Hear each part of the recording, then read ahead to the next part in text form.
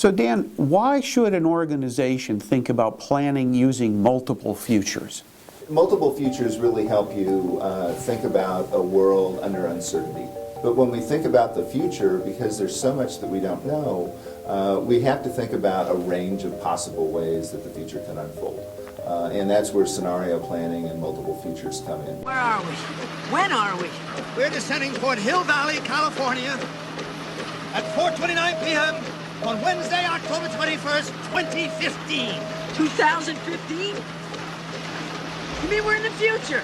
Start off with uncertainty, things that we don't know that are going to happen. A new life awaits you in the off-world colonies. The chance to begin again in a golden land of opportunity and adventure. What's the regulatory environment going to be? What's the immigration profile going to look like? And we don't understand those things. What is even pedagogy going to look like? How are books going to be delivered? How are we going to do instruction? Is it going to be the sage on the stage, or is it going to be some kind of co-created thing where the students are helping create the experience in the classroom? We don't know. And so the multiple futures help us stretch our mental models and give us the ability to imagine other futures. If I back up and think about, if you're the person at the lead of a project and saying, what does the future of education look like in 2030? If I'm asked that question and I have a PhD, I feel, and I'm working for the university system, for instance, I feel obligated to think about that in a way that I want to answer your question.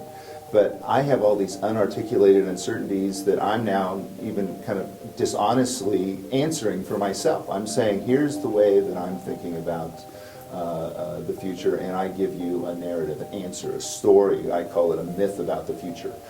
Because I've collapsed all of these uncertainties into an answer, and I've given them values. I've given the different parts of my view a set of answers. I've constructed a story that I'm now telling you. And at the end of the day, I have that one story. And I've never met with you or any of my colleagues to reconcile all of the uncertainties that we have. And so my story may be quite different from your story. And what scenario planning does is create a formal framework where everybody has to articulate their uncertainties ahead of time. They come to a consensus view of what the different possibilities are. Again, as a mental exercise, it's not trying to be exhaustive, but really trying to stretch and give people the perspective and even the permission to explore things that they might not otherwise do if they were just doing the work on their own.